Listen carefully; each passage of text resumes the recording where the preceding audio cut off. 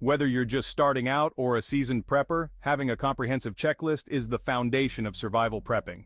In today's video, we'll go over the complete prepping checklist for both new and experienced preppers. Let's begin with the basics. First, every prepper needs a reliable bug-out bag.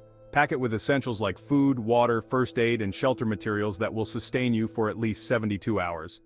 For families, it's important to personalize your list for each member. Include medications, hygiene items, and comfort objects for kids, ensuring everyone is equipped for their specific needs. Next, think about tools. You'll need water filtration systems, fire-starting tools, and multi-purpose gear like a sturdy knife or multi-tool to handle various survival tasks. Lastly, don't forget long-term essentials like bulk food storage, backup power, and communication devices. These are crucial for longer emergencies where resources are scarce. With this complete checklist, you'll be ready for any situation, whether you're just getting started or refining your preparedness plan. Hey, if you like this video and want more info on this topic, click on this video here.